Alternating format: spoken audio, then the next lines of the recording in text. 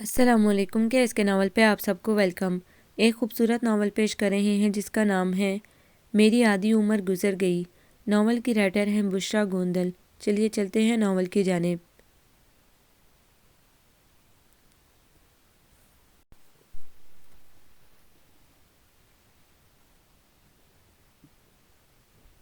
Phone کی mother سی بیل بڑی دیر سے بج رہی تھی۔ نیہا نے گیلا تولیہ صوفے کی جانب اچھالتے ہوئے ذرا سا اچک کر بیڈ پر دونوں تکیوں کے درمیان رکھے مسلسل گنگناتے سیل فون کی سے الائی پہ جگمگاتا نمبر دیکھا اور فون ریسیو کرنے کی زحمت کیے بغیر ڈریسنگ روم میں گھس گئی۔ ذرا دیر کے بعد کپڑے بدل کے ڈریسنگ ٹیبل کے سامنے بیٹھی وہ بڑے سکون سے میک اپ کرنے میں مصروف تھے، جبکہ فون کی دھیمی اور خوبصورت ٹون میں بجتی بیل اب بھی مسلسل اسے اپنی طرف متوجہ کرنے کی کوشش کر رہی تھی۔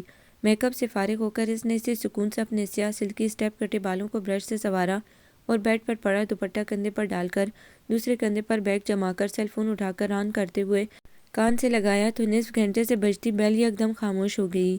ایک بات تو طے ہے کہ تم جیسا ڈیٹ میں نے اپنی پوری زندگی میں نہیں دیکھا، زیر لب مسکراتے ہوئے وہ کہہ رہی تھی۔ دوسری جانب مشی تھی اور غصے سے تقریباً کھول رہی تھی۔ اور دوسری بات بھی طے ہے کہ 100 بے غیرت مرے ہوں گے تمہاری پیدائش پر، اور لعنت ہے تم پر جو میری مستقل مزاجی کو میری ڈٹھائی کہہ رہی ہو۔ یہ میرا حوصلہ ہی ہے جو میں تم جیسی بے مروت اور بد لحاظ لڑکی کے ساتھ نبھا رہی ہوں۔ اگر مجھے دوستی کا لحاظ نہیں ہوتا تو پلیز پلیز، نیہا نے اسے ٹوک دیا۔ دوستی کے نام پر یہ ایموشنل گھسے پٹے آؤٹ آف فیشن ڈائلاگز کسی اور وقت کے لیے اٹھا رکھو۔ اس وقت اصل بات کی طرف آؤ۔ اصل بات یہ ہے کہ الحمرا میں ایگزیبیشن ہے اور میں اسی لیے صبح سے فون پر خوار ہو رہی تھی، اور ادھر محترمہ ہے کہ فون ریسیو کرتے ہوئے بھی ہاتھ ٹوٹتے ہیں۔ اینی ہاؤ، اب صرف 15 منٹ میں اپنی گاڑی میں آؤ اور مجھے پک کر لو۔ جی نہیں، تم اکیلی ہی الحمرا میں یا جہاں بھی جانا چاہو جاؤ مرو، میں تمہاری طرح فارغ نہیں ہوں۔ میں انٹرویو کے لیے جا رہی ہوں، اس نے آرام سے بتایا۔ تم اتنی مشہور و معروف ہستی کب سے ہو گئی ہو جو تم انٹرویو کے لیے جا رہی ہو؟ جاب کے لیے انٹرویو؟ وٹ؟ مشی کو زبردست شوق لگا۔ کیا مطلب جاب کے لیے انٹرویو؟ تو کیا تم نے یہ والی جاب بھی چھوڑ دی؟ تو اور کیا کرتی میں؟ وہ بوڑھا بھی تو مکمل طور پر ریشہ ختمی ہوا جا رہا تھا۔ اگر میں کچھ روز اور ٹھہر جاتی تو وہ باقاعدہ مجھے پرپوز کر دیتا، اور میں نہیں چاہتی تھی کہ خواہ مخواہ کا ایک قتل اپنے سر لے لوں۔ اور اب مجھے خاصی دیر ہو رہی ہے، پھر تم سے بات کروں گی، بائے۔ اس سے قبل کہ مشی کچھ کہتی وہ فون بند کر چکی تھی۔ گاڑی پارکنگ ایریا میں موڑتے ہوئے اس نے آفس کو نقدانہ نگاہ سے دیکھا۔ وہ پرانی طرز کی بلڈنگ تھی اور اندر سے بھی نہایت غریبانہ قسم کا آفس معلوم ہوتا تھا، حالانکہ شہر میں اس پرائیویٹ کمپنی کی بڑی اچھی ساکھ اور گڈ ول تھی۔ گلاس ڈور کھول کر وہ اندر داخل ہو گئی۔ یہ آفس درمیانے درجے کے ہال اور 4 کمروں پر مشتمل تھا۔ ابھی وہ جائزہ لینے میں مصروف تھی کہ ایک اجنبی آواز نے اسے پلٹنے پر مجبور کر دیا۔ ایکسکیوز می میڈم، وہ جو کوئی بھی تھا اچانک اس کے سامنے آیا تھا۔ جی، کس سے ملنا ہے آپ کو؟ اجلے بے شکن لباس اور ظاہری حلیے سے وہ گارڈ تو ہرگز نہ لگ رہا تھا۔ میں انٹرویو کے لیے آئی ہوں۔ اچھا، اس نے اچھا کو اچھا خاصا کھینچا کہ وہ پزل سی ہو گئی، حالانکہ یہ اس کی کوئی پہلی جاب نہ تھی۔ آپ نے اشتہار دیا تھا نا؟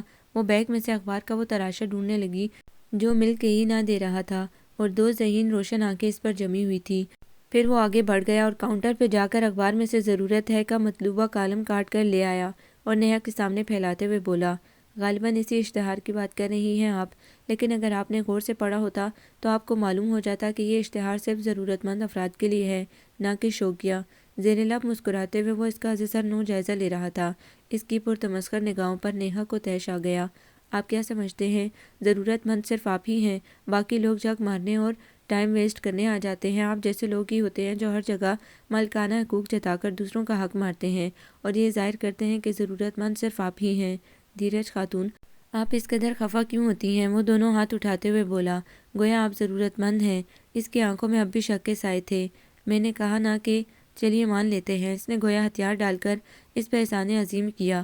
مان لیتے ہیں کہ آپ کو اس جاب کی اشد ضرورت ہے اور آپ اکثر لڑکیوں کی طرح جاب کو محض ہابی نہیں سمجھتی، یعنی کہ ٹائم پاس، جبکہ آپ کا حلیہ اس بات کی نفی کرتا ہے۔ آپ سے قبل بھی 2-3 پریاں جنہوں نے لگتا تھا کوئی کاف سے ڈائریکٹ اس آفس میں لینڈ کیا ہے، ریجیکٹ ہو کر جا چکی ہیں۔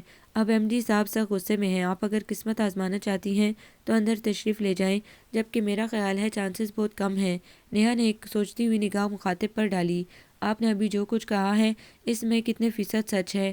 مجھے جھوٹ کی عادت ہے نہ ضرورت۔ ہاں، وہ ایم ڈی صاحب کا کمرہ ہے، متانت سے کہتے ہوئے وہ ایک دروازے کے پیچھے گم ہو گیا۔ نیہا نے اندر جا کر ہال میں تندہی سے کام میں مصروف اسٹاف پر نگاہ ڈالی، پھر کچھ سوچ کر باہر نکل آئی اور پارکنگ کی طرف بڑھ گئی۔ وہ اس آفس کا یقیناً ایک درمیانے درجے کا ملازم تھا اور بن ایسے رہا تھا جیسے وہ اس کمپنی کا مالک ہو۔ مائی فوڈ۔ نیہا کچھ ہی دیر بعد الحمرا کی آرٹ گیلری میں مشی کے روبرو تھی اور اپنا سارا غصہ اس پہ اگل رہی تھی۔ وہ غریبانہ سا آفس میرے شاید نشان ہی نہیں ہے، مگر پتہ ہے کیا، مجھے اس شخص کی آنکھیں چیلنج کرتی ہوئی لگی ہیں اور میں نے بھی چیلنج قبول کر لیا ہے۔ اب اگر میں یہ جاب حاصل نہ کروں تو میرا نام بھی نیہا کاظمی نہیں۔ اچھی بھلی جاب تم نے چھوڑ دی اپنے حماقت کی وجہ سے، مشی نے اسے گھورا۔ خاک اچھی بھلی، اور یہ احمق تم مجھے کہہ رہی ہو؟ احمق تو وہ تھا بوڑھا خبتی، قبر میں پاؤں لٹکائے بیٹھا تھا، اور حرکتیں دیکھو ذرا۔ میں دو بول ہمدردی کے بول کر اس کی مرحومہ بیوی کے مظالم کے قصے سن لیا کرتی تھی، اور وہ پاگل مر ہی مٹا مجھ پر۔ وہ تو اچھا ہوا میں نے جاب چھوڑ دی، ورنہ اس کا قتل خواہ مخواہ میرے ہاتھوں ہوتا۔ پاگل ہو تم نیہا۔ بھئی اگر تمہیں جاب کرنے کا ایسا ہی شوق ہے تو انکل کے آفس میں بیٹھنا شروع کر دو، ورنہ میرے پاپا کے آفس میں کوئی نہیں، مجھے اپنے بلبوتے پر اپنی تعلیمی قابلیت کی بنا پر جاب چاہیے۔ اس نے مشی کی بات کاٹی۔ تو پھر ایک جگہ ٹک کر کام کرو نا، 6 ماہ میں یہ تیسری جاب تم نے چھوڑی ہے، پتہ نہیں کیا کرنا چاہ رہی ہو۔ مشی نے اسے ڈپٹا۔ پھر دونوں ایک ساتھ گیلری کی سیڑھیاں اترنے لگی۔ لیڈیز اینڈ جینٹل مین، یہ ہے ہماری نئی کلیگ اور ساتھی مس نیہا کاظمی۔ اسی روشن اور چمکتی آنکھوں والے شخص نے نیہا کا تعارف ہال میں موجود افراد سے کرایا، پھر فرداً فرداً ان سب کے نام گنوائے۔ نیہا کو فوراً سیٹ پیش کی گئی۔ وہ بیٹھ چکی تھی تو وہ بھی اچک کر قریبی میز پر چڑھ کر بیٹھ گیا۔ جی تو مس نیہا کاظمی، میرا نام زین العابدین ہے، سب مجھے زین کہتے ہیں، لیکن کوئی اگر بہت پیار سے زینو پکارے گا تو زیادہ اچھا لگے گا۔ سب لوگ اپنا کام چھوڑ چھاڑ کر اس کی طرف متوجہ تھے۔ بہت پہلے شیکسپیئر نے کہا تھا، یہ دنیا ایک سٹیج ہے اور ہم سب ایکٹر۔ اب یہ لوگوں پر ڈیپینڈ کرتا ہے، کچھ لوگ بالکل اوریجنل اور امپریسو پرفارمنس دیتے ہیں زندگی کے اسٹیج پر، کہ اصل اور نقل میں فرق مشکل ہو جاتا ہے۔ نیہا نے چونک کر اسے دیکھا، وہ شرارت بھری آنکھوں سے اسے ہی دیکھ رہا تھا۔ خفت سے اس کی پیشانی سلگ اٹھی۔ کل جب دوبارہ وہ سرتاپا بدلے ہوئے بالکل مختلف اور عام سے حلیے میں ایم ڈی صاحب کے آفس میں پورے پینل کو تقریباً اس بات پر مطمئن کر چکی تھی کہ اس جاب کے لیے اس جتنا موزوں اور ضرورت مند شاید ہی کوئی اور ہو، اور وہ بھی نیم رضامند ہو ہی چکے تھے، جب ہی زین دروازہ کھٹکھٹاتے ہوئے اندر داخل ہوا تھا، اور نیہا کو دیکھ کر وہ ایک پل کے لیے چونکا، پھر اس کی آنکھوں میں استہزائیت سی چمک ابھر آئی تھی۔ نیہا کی پیشانی عرق آلود ہو گئی۔ پچھلے تمام وقت وہ یہی تو دعا کرتی رہی تھی کہ اس شخص سے سامنا نہ ہو، کم از کم آج کے دن تو ہرگز نہیں، مگر اور اب وہ اس سے پہلی ملاقات کی تفصیل سنانا چاہتا تھا، مگر شکر ہوا کہ اسے ایم ڈی صاحب نے طلب کر لیا، اور نیہا اپنی رکی ہوئی سانسیں بحال کرتی اپنے کمرے کی طرف بڑھ گئی۔ اف کس قدر واہیات شخص ہے، ابھی وہ سب کے سامنے کچھ بول دیتا تو کیا عزت رہ جاتی۔ توبہ، ایسے مسخرہ ٹائپ نان سیریس لوگ پتہ نہیں کریٹو پوسٹ تک کیسے پہنچ جاتے ہیں۔ دوسری صبح کاغذات ٹیبل پر پھیلائے، ابھی وہ کام شروع کرنے کا سوچ ہی رہی تھی کہ زین چلا آیا۔ میں نے سوچا اگر آپ کو کچھ سمجھ میں نہ آ رہا ہو یا کام ٹف لگ رہا ہو تو میں ہیلپ کر دوں۔ وہ اجازت وغیرہ کا تکلف کیے بغیر اس کے سامنے کرسی پر بیٹھ چکا تھا۔ نیہا نے ایک ناگوار سی نظر اس پر ڈالی۔ یہ ٹھیک ہے کہ وہ اس سے سینئر تھا، مگر اب ایسی بھی کیا بے تکلفی۔ جی نہیں شکریہ، وہ قدرے رکھائی سے بولی، ویسے بھی یہ میری کوئی پہلی جاب تو ہے نہیں کہ مجھے کسی دوسرے کے ہیلپ کی ضرورت ہو۔ وہ بے ساختہ کہہ بیٹھی۔ اچھا تو اس کا مطلب ہے آپ جابس بھی بدلتی رہتی ہیں، ظاہری گیٹ اپ کے ساتھ ساتھ۔ وہ استہزائیہ نگاہوں سے اسے دیکھ رہا تھا، اور وہ یہ بات کہہ کے پچھتائی، کیا ضرورت تھی مجھے اس کے سامنے یہ بات کرنے کی، اور اس نے خود کو کوسا۔ بائی دی وے، سارے گیٹ اپ میں اصل کیا ہے، وہ جو پہلے روز تھا یا یہ جو آج ہے؟ وہ کھوجتی نگاہ سے اسے دیکھ رہا تھا۔ میں آپ کے سامنے جواب دہ نہیں ہوں، وہ رکھائی سے بولی۔ اوکے، اگر آپ نہیں بتانا چاہتی تو آپ کی مرضی۔ ہاں، یہ کنفیوژن تو ہمیشہ رہے گی کہ انسان وہ نظر آنے کی کوشش کیوں کرتا ہے جو وہ نہیں ہوتا، اور جو وہ ہوتا ہے وہ نظر کیوں نہیں آتا۔ بقول شاعر، ایک چہرے پہ کئی چہرے سجا لیتے ہیں لوگ۔ وہ اچانک اٹھ کر دروازے کی طرف بڑھ گیا۔ میں نے کوئی چہرہ نہیں سجایا ہے، نہ چاہتے ہوئے بھی وہ اپنی صفائی دینے لگی۔ وہ جاتے جاتے پلٹ آیا۔ گویا آپ اعتراف کرتی ہیں کہ آپ کا یہی روپ اصل ہے۔ اس نے دوپٹے کے حالے میں میک اپ سے قطعی بے نیاز اس کا دلہا دلہایا چہرہ دیکھتے ہوئے اس کی صداقت کو کھوجا۔ اگر آپ سچ بول رہی ہیں تو اچھی بات ہے، مجھے سچے اور کھرے لوگ ہمیشہ اچھے لگتے ہیں، اور جھوٹے، منافق اور دھوکے باز لوگ اتنے ہی برے، کہہ کر وہ فوراً باہر چلا گیا۔ مائی فوڈ، تمہیں کیسے لوگ اچھے لگتے ہیں مسٹر زین العابدین؟ مجھے اس سے غرض ہے نوازتہ۔ وہ اس کے پیچھے دروازے کو گور کے رہ گئی۔ وہ اکھڑ اور بد مزاج ہے، اور بے مروت اور بد لحاظ بھی، بقول تمہارے، مگر بولتا غضب کا ہے کہ سارا اسٹاف اس کی باتوں سے محظوظ ہوتا ہے، ایم ڈی سمیت۔ اس کا مطلب ہے کہ تم بھی اس کی پراثر شخصیت سے کچھ نہ کچھ انسپائر ہوئی ہو، تبھی پچھلے آدھے گھنٹے سے میرے کان کھائے جا رہی ہو، مشی نے پرسوچ انداز میں کہا۔ کوئی نہیں، اپنا دھیان ڈرائیونگ پر مرکوز رکھتے ہوئے نیہا نے سی ڈی پلیئر کا والیوم کم کیا۔ یار تم نے آفس کے افراد اور نئے آفس کے ماحول میں ایڈجسٹمنٹ کے بارے میں پوچھا ہے تو میں نے بتا دیا، ورنہ تم مجھے کیا جانتی نہیں ہو۔ تم میری پلاننگ اور پرفارمنس کی داد دو کہ میں نے انہیں کیسے جھانسا دیا ہے۔ وہ جو کہتے تھے کہ غریب، مڈل کلاس اور ضرورت مند افراد کو جاب دینا ان کا نصب العین ہے، میں نے کیسے ان کے اصولوں کی ایسی کی تیسی کی ہے۔ ایم ڈی صاحب کو تو ذرا سا بھی شبہ نہیں ہوا۔ میں نے ان کے سوالوں کے جواب بھی تو بہت کانفیڈنس سے دیے تھے۔ یہ ذہن ہی تھا جس کی آنکھوں میں 2 روز تک شک کی پرچھائیاں تھیں، اب وہ بھی خاصا مطمئن ہو گیا ہے۔ مجھے سمجھ میں نہیں آتا کہ اس سارے کھیل کا مقصد کیا ہے آخر۔ جسٹ فار انجوائمنٹ، وہ بے پرواہی سے کندھے اچکاتے ہوئے بولی۔ استعفیٰ میں ہمیشہ اپنے بیگ میں رکھتی ہوں، ویسے بھی اس کمپنی میں جاب حاصل کرنا، ان کے وضع کردہ اصولوں کو توڑنا میرا ٹارگٹ تھا اور بس۔ اب یہ جاب چھوٹ بھی جائے تو نو پرابلم۔ اینی وے تمہارے منگیتر کا کوئی فون وغیرہ آیا؟ کب آ رہا ہے وہ؟ اس نے بات کا رخ موڑ دیا۔ شاید نیکسٹ منتھ تک آ جائے گا، یہاں اس کے پیرنٹس شادی کی تیاریاں کیے بیٹھے ہیں۔ یار تم اتنی دور چلی جاؤ گی، میں تو ابھی سے اداس ہو رہی ہوں۔ نیہا نے منہ بنایا۔ ہاں ابھی سے ریہرسل کرو گی تو عین وقت پر زبردست پرفارمنس دے سکو گی نا۔ بکواس مت کرو، میں بہت سیریس ہوں تمہارے لیے، وہ برا مانتے ہوئے بولی۔ اچھا بہت شکریہ، لیکن کبھی اپنے لیے بھی سیریس ہو جانا۔ مشی نے مشورہ دیا تو وہ کچھ نہ بولی، بس یکدم گاڑی کی رفتار بڑھا دی۔ یہ ٹھیک ہے کہ عظیم قائد کے عظیم قول کے مطابق کام کام اور صرف کام کرنا چاہیے، مگر اب ایسی بھی کیا عقیدت کہ بندہ اپنے آرام کے علاوہ ارد گرد بسنے والے افراد کو بھی اکثر نظر انداز کر دے۔ لنچ سے ذرا پہلے زین اپنی ازلی بے تکلفی اور بے پرواہی سے اندر گھستا چلا آیا۔ نیہا کو اس کا اس طرح چلے آنا ناگوار تو بہت لگا کرتا، مگر خاموش ہی رہتی۔ آپ؟ اس وقت بھی وہ سوالیہ نظروں سے اسے دیکھنے لگی۔ آپ کون؟ زین نے خاصے مسخرے پن سے ادھر ادھر اور اپنے پیچھے دیکھا۔ نیور مائنڈ نیہا کاظمی، اگر تم نے مجھے آپ کہنے کی زحمت کی ہے تو فوراً سے پیشتر اپنا یہ بھاری بھرکم لفظ واپس لے لو۔ مجھ سے یہ آپ جناب جیسے تکلفات ہضم نہیں ہوتے۔ میں بے تکلف سا بندہ ہوں اور بے تکلفی پسند کرتا ہوں، ویسے بھی دوستوں میں آپ جناب کا تکلف نہیں ہوتا۔ نیہا نے ایک بھرپور ناگوار نظر اس پر ڈالی جو بے حد آرام سے اس کے سامنے براجمان تھا۔ مگر میں آپ کی، آپ نہیں تم۔ انگشت شہادت بلند کرتے ہوئے اس نے اس کی بات کاٹی تو وہ اسے گھور کر رہ گئی۔ ہاں تو کیا کہہ رہی تھی تم؟ اس نے یاد دلایا۔ میں یہ کہہ رہی تھی کہ میں تمہاری دوست نہیں ہوں، وہ دانت پیس کر بولی۔ ہاں یہ تو ہے، خیر یہ کوئی ایسا پرابلم بھی نہیں ہے، وہ اطمینان سے بولا۔ بہرحال یہ تو طے ہو گیا کہ آئندہ تم میرے نام کے ساتھ آپ جناب کا دم چلا نہیں لگاؤ گی، اس طرح بندہ خواہ مخواہ میں بزرگ لگنے لگتا ہے۔ وہ خاموش رہی۔ پھر نیہا نے یہ حساب رکھنا ہی چھوڑ دیا کہ وہ دن میں کتنی مرتبہ اس کے کمرے میں آتا ہے، جبکہ وہ لنچ کے علاوہ کم ہی اپنے کمرے سے باہر نکلا کرتی۔ اسے یہ روٹین اچھی لگنے لگی تھی۔ وہ سارا دن بہت لگن اور شوق سے کام کرتی اور یہ جان کر وہ حیران رہ گئی کہ اس نے تو چند دنوں کے لیے آفس جوائن کیا تھا، مگر اب یہ چوتھا ہفتہ بھی ختم ہو رہا تھا اور وہ ابھی تک ٹکی ہوئی تھی۔ پھر کب ریزائن دے رہی ہو؟ مشی جب بھی ملتی ضرور پوچھتی۔ پتہ نہیں، اس روز بھی اس نے پوچھا تو وہ آہستگی سے بولی۔ مشی نے چونک کر اسے دیکھا۔ کیا مطلب پتہ نہیں؟ تم تو کہہ رہی تھی یہ ایڈونچر صرف چند دنوں کے لیے ہے۔ مجھے آفس کا ماحول اچھا لگا ہے۔ آفس کا ماحول یا کوئی اور؟ مشی نے مصروف سے انداز میں پوچھا۔ واٹ نان سینس، نیہا نے برا سا منہ بنایا۔ اگر تمہارا اشارہ زین کی طرف ہے تو تسلی رکھو، ایسی کوئی بات نہیں ہے، وہ ہنسنے ہنسانے والا فرینڈلی سا آدمی ہے۔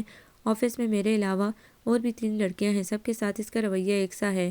مجھے تو بس آفس کے پرسکون ماحول نے کچھ انسپائر کیا ہے، ورنہ تو وہ تو ٹھیک ہے، لیکن ایک بات یاد رکھنا نیہا کہ تم اس آفس میں مس فٹ ہو۔ ان لوگوں پر کسی بھی وقت یہ انکشاف ہو سکتا ہے کہ تم در حقیقت وہ نہیں ہو جو نظر آتی ہو، اور اس صورت میں کتنی انسلٹ ہوگی۔ اس نے ڈرایا۔ کوئی نہیں، نیہا اس معاملے میں بہت محتاط تھی۔ وہ اب بھی بے حد عام سہولیے میں آفس جاتی۔ اس نے آفس کے لیے قدرے پرانے ماڈل کی ایک سوزوکی کار خرید لی تھی۔ کوئی نہیں کیا کبھی تم نے اپنی شکل دیکھی آئینے میں؟ کیسی پیلی زرد ہو رہی ہو اور کمزور بھی، اور اوپر سے تمہارے یہ 3rd کلاس حلیہ، اور میں اکیلے رہ رہ کر الگ بور ہو جاتی ہوں۔ کیا ملے گا تمہیں؟ ایڈونچر یار، ہاؤ تھرلنگ۔ اس نے جھٹکارا سا لیا۔ لعنت ہو تمہارے اس ایڈونچر پر۔ مشی سلگ گئی۔ میں آنٹی سے بات کروں گی، وہی تمہیں سمجھائیں گی۔ ان کے پاس بھی تو میرے لیے فرصت ہے نہ وقت، ان کی اپنی بے حساب ایکٹیویٹیز ہیں، مگر اس کا یہ مطلب بھی نہیں ہے کہ تم، دیکھو نیہا، تم جھوٹ کے رستے پر سفر کر رہی ہو۔ اتنے لوگوں کو دھوکہ دینا، جھوٹ پر جھوٹ بولتے چلے جانا، یہ کوئی اچھی بات نہیں ہے، جبکہ حاصل وصول کچھ بھی نہ ہو۔ ٹھیک ہے اماں بھی سوچوں گی۔ نیہا نے اس کے سامنے ہاتھ جوڑے۔ غم بانٹنے کی چیز نہیں پھر بھی دوستو۔ زین گنگناتا ہوا اس کے کمرے میں چلا آیا۔ اس نے زین کی آمد کا کوئی نوٹس نہ لیا۔ وہ ویسے بھی اب اٹھنے والی تھی۔ کام ہم لوگ بھی کرتے ہیں، لیکن تمہیں تو کچھ زیادہ ہی کام ہوتا ہے نیہا۔ وہ نظر انداز کیے جانے کا بھی برا نہیں مناتا تھا۔ ہم لوگ کام کرنے کے لیے یہاں آتے ہیں۔ نیہا ہنوز مصروف تھی۔ اچھا، اس نے یوں اچھا کہا جیسے یہ اس کے لیے اطلاع ہو۔ بائی دا وے نیہا، تمہارا اسٹار کیا ہے؟ اس نے اچانک پوچھا۔ کیوں؟ نیہا نے چونک کر اسے دیکھا۔ کسی کے دوپٹے میں ٹانکنا ہے، وہ جھل کر بولا۔ وہی ویسے ہی پوچھ رہا ہوں، پتہ نہیں۔ ارے دوستوں سے کیا پردہ، ویسے بھی مجھے کچھ شک سا ہے کہ تم لبرا ہو، ایم آئی رائٹ؟ نیہا نے حیران ہو کر اسے دیکھا۔ یہ ٹھیک ہے مگر میں تمہاری دوست نہیں ہوں، اس نے پھر جتایا۔ So what? اسے جیسے پرواہ ہی نہ تھی۔ نہیں ہو مگر ہو تو سکتی ہو۔ بالکل بھی نہیں۔ اس نے تمام کاغذات جمع کر کے پن اپ کیے اور قلم دراز میں رکھا۔ وجہ جان سکتا ہوں؟ اس کا لہجہ اب بھی پرسکون تھا۔ تم میرے معیار پر پورے نہیں اترتے۔ ارے اس نے ہلکا سا کہکا لگایا۔ کیا لطیفہ ہے یار کہ تمہارے معیار پر میں پورا نہیں اترتا۔ کیا کمی ہے مجھ میں؟ 6.25 فٹ قد ہے، اگرچہ رنگ سانولا ہے مگر خوبرو ہوں اور اسمارٹ بھی اور خوش فہم بھی۔ نیہا نے ٹکڑا لگایا۔ خوش فہم تو نہیں، البتہ خوش اخلاق ضرور ہوں۔ پھر بھی تمہیں میری دوستی پر اعتراض ہے کہ میں تمہارے ہائی فائی اسٹینڈرڈ پر پورا نہیں اترتا۔ ہاؤ فنی۔ وہ ہنسا تو نیہا کی پیشانی کی شکلیں مزید گہری ہو گئیں۔ تمہارے اور میرے مزاج قطعی مختلف ہیں، اس سے کیا فرق پڑتا ہے؟ وہ ایک دم سیریس ہو گیا۔ دوستی کے لیے مزاج کا ایک ہونا ضروری نہیں ہے، دو بالکل مختلف مزاج کے افراد کے مابین بھی دوستی ہو سکتی ہے۔ ہوا کرے۔ اس کا انداز اٹل تھا۔ تم تو ایسے خفا ہو رہی ہو جیسے میں نے تمہیں شادی کے لیے پرپوز کر دیا ہو۔ کاغذات میں اس کی دراز میں رکھتے ہوئے اس کے ہاتھ ساکت رہ گئے۔ بے اختیار نگاہ اٹھا کر اس نے بے حد حیرت سے سامنے موجود شخص کو دیکھا مگر وہ قطعی نارمل تھا، جیسے بہت عام سی بات ہو۔ کتنا فضول بولتے ہو تم زین، اسے ذرا غصہ آ گیا تھا۔ نہیں خیر اب اتنا فضول بھی نہیں بولتا۔ ہاں تمہیں فضول لگتا ہو تو دوسری بات ہے۔ وہ خاموشی سے اٹھی اور بیگ کندھے پر ڈال کر دروازے کی سمت بڑھ گئی۔ تو پھر کیا خیال ہے؟ وہ یک دم تیزی سے اس کے سامنے آ گیا۔ نیہا نے ایک تیز نگاہ اس پر ڈالی۔ وہی دوستی کے بارے میں تم کیا سمجھی؟ اس کے ہونٹوں پر کمینی سی مسکراہٹ تھی۔ نیہا نے دل ہی دل میں اسے ہزاروں گالیاں دے ڈالی تھی۔ اگلی صبح بھی وہ اپنی سیٹ پر بیٹھی ہی تھی کہ زین چلا آیا۔ اس نے ذرا بھی توجہ نہ دی، ویسے بھی وہ اس سے بات نہ کرنے کا تہیہ کر چکی تھی۔ نیہا، اس نے پکارا مگر وہ کچھ نہ بولی۔ سوری یار، میں کل ایسے ہی تمہیں ستا رہا تھا ایکچولی۔ تم برا بہت مانتی ہو نا، اس لیے تمہیں ستانے میں مزہ آتا ہے۔ نیہا نے کوئی توجہ نہ دی۔ تمہارے جانے کے بعد مجھے اپنے الفاظ کی سنگینی کا احساس ہوا تھا، اس نے کہا جبکہ اس کے لہجے میں کوئی افسوس نہ تھا۔ اور رہی دوستی کی بات، تو دوست تو ہم آلریڈی ہیں نا۔ میں تمہارا سر پھاڑ دوں گی زین، اگر آئندہ تم میرے روم میں آئے تو، وہ جلا کر بولی۔ زین نے ہلکا سا کہکا لگایا جیسے کوئی لطیفہ سنا ہو۔ میں سر سے تمہاری شکایت کروں گی، جبکہ تم ایسا کچھ نہیں کرو گی۔ وہ بھی اول درجے کا ڈھیٹ تھا، مجھے کوئی روک بھی نہیں سکتا۔ اینڈ ناؤ گیٹ آؤٹ زین، وہ دروازے کی طرف اشارہ کرتے ہوئے بولی۔ بڑے بے آبرو ہو کر تیرے کوچے سے ہم نکلے۔ جاتے جاتے بھی وہ پھول برسانا نہیں بھولا تھا۔ اگلے کئی دنوں تک اس نے زین کی طرف دیکھنا بھی گوارا نہیں کیا تھا اور زین نے بھی سمجھداری کی انتہا کرتے ہوئے نیہا کے کمرے میں قدم نہ رکھا۔ نیہا اور تمہارے درمیان کوئی ناراضی چل رہی ہے زین؟ اس دن لنچ ٹائم میں گلزار صورتحال بانپ گئی۔ ہاں چل رہی ہے تو، زین نے عام سے انداز میں کہا۔ تو صلح صفائی ہونی چاہیے، باقاعدہ مذاکرات کے ذریعے۔ مائی ڈیئر گلزار، روایتی حریف انڈیا اور پاکستان کے مابین دو طرفہ مذاکرات کے ذریعے صلح صفائی تب ہی ہو سکتی ہے جب مسئلہ کشمیر حل ہو، جبکہ یہاں تو یہ معاملہ ہے کہ زین نے اپنی ساری توجہ نیہا پر مرکوز کر دی۔ ایک روٹھا ہوا انسان نہ مانا ہم سے، لوگ روٹھی ہوئی تقدیر منا لیتے ہیں۔ وہ پیچ و تاب کھا کے رہ گئی مگر اس کے منہ نہ لگنے کی گویا قسم کھا لی تھی۔ اس روز بھی وہ زین کی کسی بات پر تل ملائی ہوئی گھر آئی تھی۔ گاڑی پورچ میں کھڑی کر کے اندر داخل ہوئی تو گھر میں غیر معمولی چہل پہل دیکھ کر چونک گئی۔ آج ماما بھی خلاف معمول گھر پر تھی اور بابا بھی فیکٹری سے آ چکے تھے اور اجنبی چہروں کے درمیان اچھے خاصے کہکے لگا رہے تھے۔ کم از کم اس کے لیے تو وہ سارے لوگ اجنبی ہی تھے۔ وہ سب کو مشترکہ سلام کر کے تیزی سے سیڑھیاں چڑھ گئی۔ نیہا، تم بدتمیز اور خود سر تو تھی ہی، اب المینٹ بھی ہوتی جا رہی ہو۔ اپنی ایج دیکھو اور طور طریقے۔ اس شام ماما نے اس کی اچھی خاصی کلاس لے ڈالی تھی۔ کیا ہوا ماما؟ وہ اپنی خطا سے قطعاً لا علم تھی۔ تمہیں گھر آئے مہمانوں سے ملنے کا بھی سینس نہیں ہے۔ تمہارے بابا بھی خفا ہو رہے تھے۔ مگر ماما، میں نے سلام تو کیا تھا نا۔ وہ روحانسی ہو گئی تو ماما کو بھی شاید اس پر ترس آ گیا۔ سلام کر کے تم نے کوئی احسان نہیں کیا تھا۔ دیکھو بیٹا، گھر آئے مہمانوں کے ساتھ اس طرح بیہیو نہیں کرتے کہ کھڑے کھڑے سلام جھاڑ دیا جیسے کوئی احسان کر رہے ہوں، بلکہ مہمانوں سے ان کی عمر اور مرتبے کو مد نظر رکھتے ہوئے حال احوال دریافت کیا جاتا ہے۔ کچھ دیر کے لیے ان کے پاس بیٹھ جانے میں بھی حرج نہیں ہوتا۔ تمہارے بابا کے رشتہ دار ہیں یہ لوگ، گاؤں سے آئے تھے، اور گاؤں والے ویسے بھی اس قسم کے معاملات میں بہت پوزیسو ہوتے ہیں۔ ایک کی 10 لگائیں گے جا کر کہ بیٹی کو بات تک کرنے کی تمیز نہیں سکھائی ہے ہم لوگوں نے۔ سوری ماما، آئندہ خیال رکھوں گی، وہ تابیداری سے بولی۔ ٹھیک ہے، وہ جانے کے لیے اٹھ کھڑی ہوئی، پھر جاتے جاتے پلٹ کر بولی، اور ہاں یاد آیا، کل آفس جانے کی ضرورت نہیں ہے۔ کیوں ماما؟ وہ چونک گئی۔ ایک تو ہمیشہ تمہیں یاد دلانا پڑتا ہے کہ، اوہ سوری ماما، آئی سویر میں تو بالکل بھول ہی گئی تھی کہ کل میرا برتھ ڈے ہے۔ لیکن ماما سیلیبریٹ کرنے کی کیا ضرورت ہے؟ ہم فیملی کے تینوں ممبرز کہیں باہر کھانا کھا لیں گے۔ ڈرتے ڈرتے اس نے تجویز پیش کی جسے فوراً رد کر دیا گیا۔ ضرورت ہے اور یہ مڈل کلاس لوگوں کی طرح مت سوچا کرو، ماما نے اسے ڈانٹ دیا۔ کافی بڑی گیدرنگ ہوگی، میں نے بہت لوگوں کو انوائٹ کیا ہے، تم فرینڈس کے علاوہ آفس میں سے کسی کو بلانا چاہو تو بلا لینا۔ نہیں ماما، ٹھیک ہے میں دیکھوں گی، وہ جلدی سے بولی۔ تم کل کسی وقت پارلر چلی جانا، وہ مزید تاکید کرتے ہوئے باہر نکل گئی۔ اگلے روز وہ ماما کے منع کرنے کے باوجود آفس چلی آئی کہ شام سے پہلے آ جائے گی، مگر آفس آتے ہی ایک نئی مصروفیت اس کی منتظر تھی۔ جب ایم ڈی صاحب نے اسے زین کے ہمراہ سائٹ پر جانے کو کہا تو وہ چاہتے ہوئے بھی انکار نہ کر سکی۔ جی ٹی روڈ پر ایک آفس میں جانا تھا، وہاں ایک اسائنمنٹ پر کام ہو رہا تھا، 2-3 اور جگہوں پر پروجیکٹ ملنے کی امید تھی۔ تم میرے ساتھ چلو گی نیہا؟ کی رنگ انگلی پر گھماتے ہوئے زین اس کے روبرو تھا۔ ظاہر ہے وہ بے پرواہی سے بولی۔ آر یو شور؟ اس کی آنکھوں سے ہی نہیں، لہجے سے بھی بے یقینی آیا تھی۔ یہ ایم ڈی صاحب کا حکم ہے، یہ کہہ کر وہ فرنٹ ڈور کھول کر بیٹھ گئی۔ مجھے پتا تھا کہ تم انکار نہیں کرو گی، دراصل میری کمپنی ہی ایسی ہے کہ ویسے بھی ہم سفر اچھا ہو تو سفر خود بخود خوشگوار ہو جاتا ہے۔ زین نے گاڑی سٹارٹ کرتے ہوئے بولنا شروع کر دیا۔ ہم سائٹ پر جا رہے ہیں، کوئی لانگ ڈرائیو پر نہیں، نیہا کہہ کر کھڑکی کے باہر دیکھنے لگی۔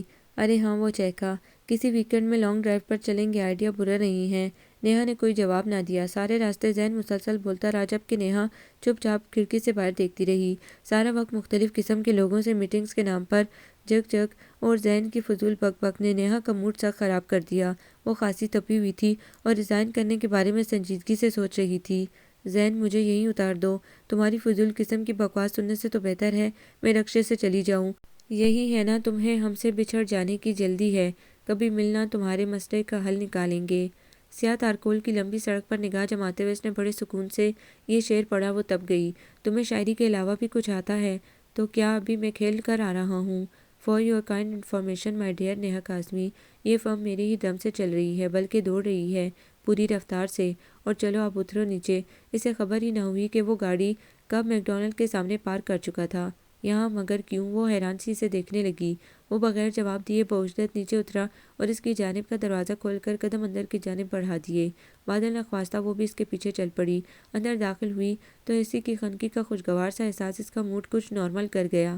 زین کاؤنٹر کی طرف مڑ چکا تھا۔ کاؤنٹر کے پیچھے بیٹھے شخص سے چند سیکنڈ دھیمی آواز میں پتہ نہیں کیا بات کی، پھر اسے اپنے پیچھے آنے کا اشارہ کرتے ہوئے سیڑھیاں چڑھنے لگا، اس بات سے بے خبر کہ وہ اس کے پیچھے آتے ہوئے اس سے دل ہی دل میں بے حساب کوس رہی ہے۔ سیکنڈ فلور پر پہلے ہی ریزرو ٹیبل دیکھ کر وہ دنگ رہ گئی۔ ایک نظر کریم کیک پر جلتی موم بتیوں پر ڈالی اور دوسری زین پر جو سینے پر ہاتھ باندھے کھڑا بڑی دلچسپی سے اس کے تاثرات نوٹ کر رہا تھا۔ جنم دن مبارک ہو نیہا، دھیمے لہجے میں کہتے ہوئے اس کی آواز بوجھل سی تھی۔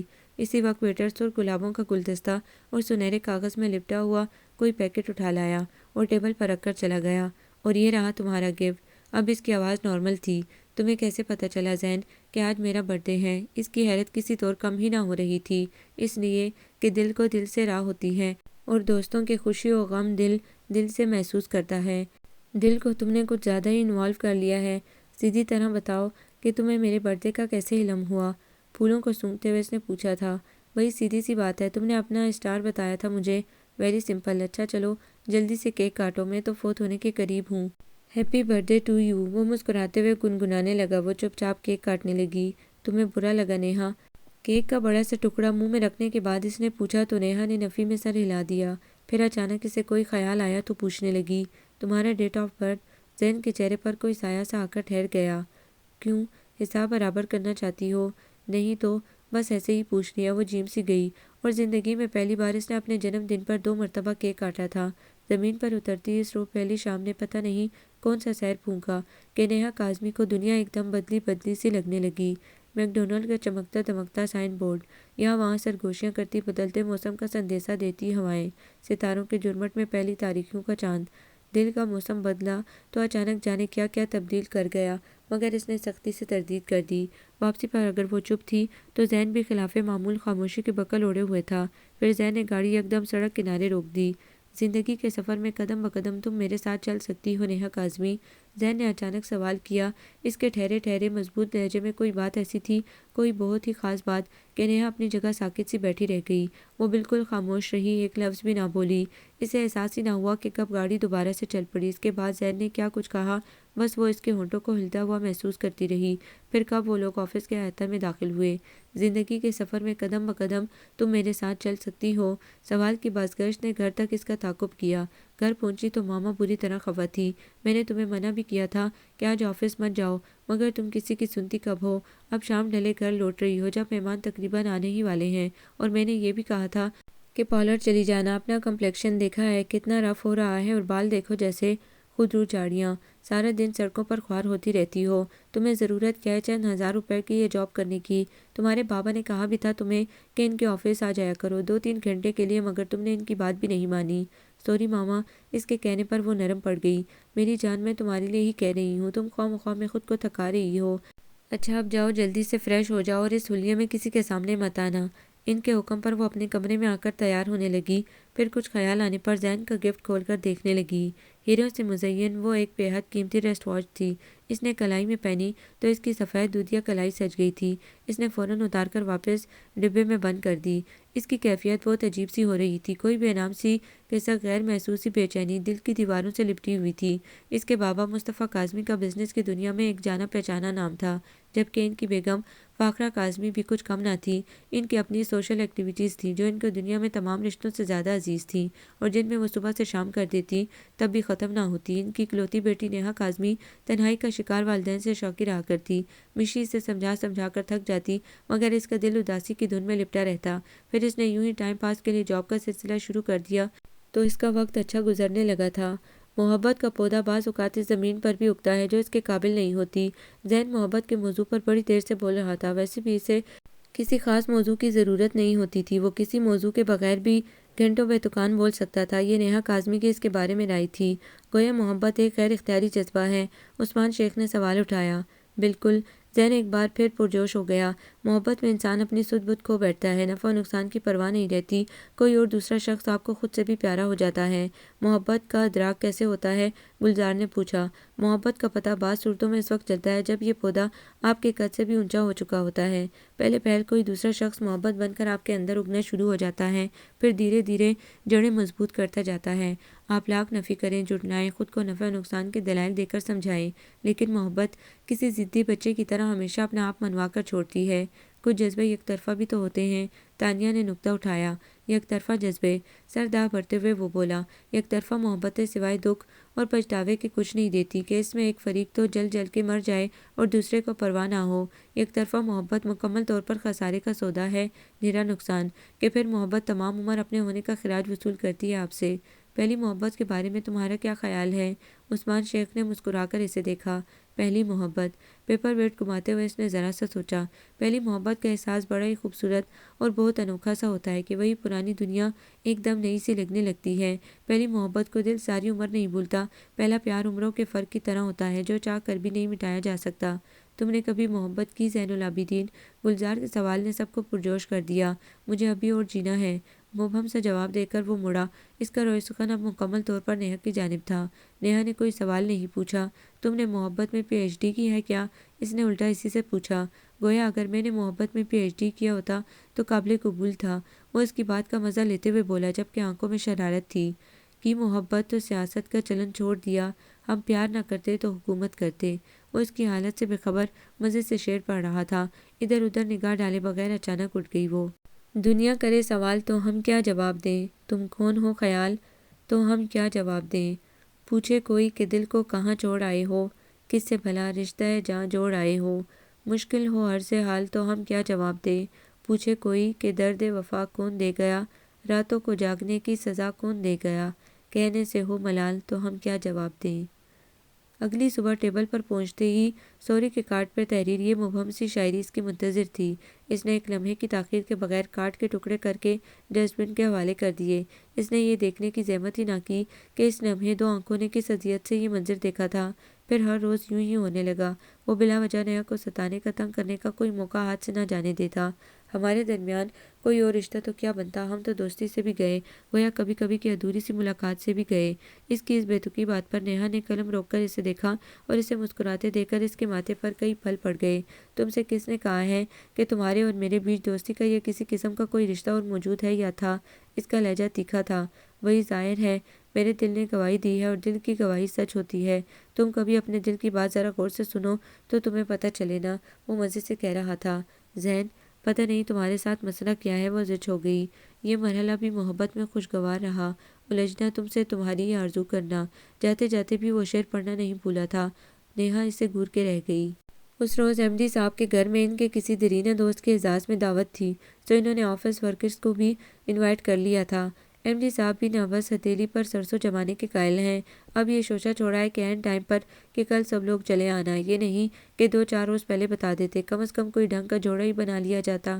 ہمیشہ نک سک سے تیار اور سب سے اچھا لگنے کے کریز میں مبتلا زحا کا چہرہ لٹک گیا تھا۔ گلزار اور تانیہ بھی سر جوڑے بیٹھی غالباً اسی درپیش مسئلے پر غور و فکر کر رہی تھیں۔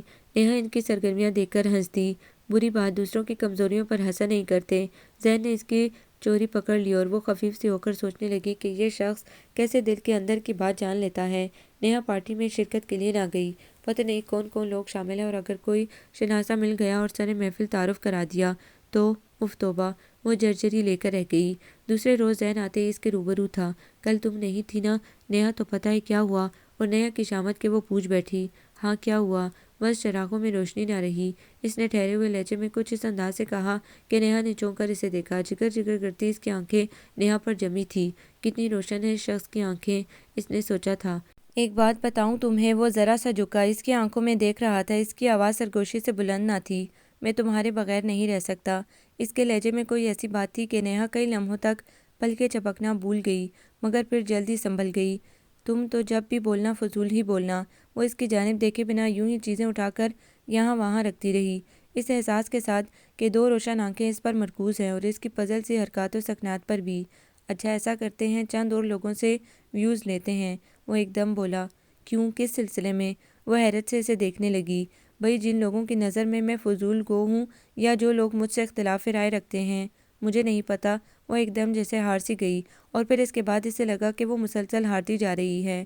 وہ ہر روز اپنا استعفیٰ بیگ میں لے کر آتی اور ہر روز خود سے اگلے دن عمل درآمد کا وعدہ کرتی، گویا زین العابدین نے اس کے دل کے گرد کھڑی دیوار میں دراڑ ڈال دی تھی، اور اب یہ دراڑ دھیرے دھیرے شگاف میں بدل رہی تھی، اور ذہن اس کی دوسری جانب جیت کے نشے میں سرشار بڑی شان سے کھڑا تھا۔ میشی ان دنوں اپنی شادی کی تیاریوں میں مصروف و مگن اور خوش باش تھی، سو نیہا کی آنکھوں کے بدلتے رنگ اسے محسوس ہی نہ ہوئے، ورنہ بازپرس ضرور کرتی۔ پھر انہی دنوں ذہن میں ایک بہت بڑی تبدیلی آئی تھی۔ وہ ہر وقت کھویا کھویا رہنے لگا، خود سے لا تعلق اور دوسروں سے بے پرواہ پھرا کرتا، کئی روز آفس سے غائب رہنے لگا۔ تمہیں معلوم ہے ذہن کو آج کل کیا ہو گیا ہے؟ اسی دن گلزار اور عثمان نے نیہا سے پوچھا تھا، جیسے انہیں یقین ہو کہ نیہا کو ضرور خبر ہوگی، مگر اس نے کوئی جواب نہ دیا۔ نہ جانے کیا افتاد آن پڑی ذہن پر کہ بولنا تو دور کی بات ہنسنا بھی بھول گیا ہے۔ آصف بھی تشویش سے بولا، ورنہ تو جتنی خوش باش اور ریفائنڈ پرسنالٹی ذہن کی ہے، اس کی ٹکر کا پورے آفس میں کوئی دوسرا نہیں ہے۔ زحا نے شاید زندگی میں پہلی بار اپنے سوا کسی کی تعریف کی تھی۔ تبھی ذہن چلا آیا، بڑا ہوا شیو، ملگجا سا شکن آلود لباس، اور ہلکی ہلکی نمی لیے اداسی کا تاثر دیتی ہوئی آنکھیں۔ وہ کہیں سے بھی پہلے والا ذہن نہیں لگ رہا تھا۔ کیا ہو گیا ہے تمہیں ذہن؟ عثمان نے پوچھا۔ کچھ نہیں یار، وہ اس نے مختصراً جواب دیا تھا۔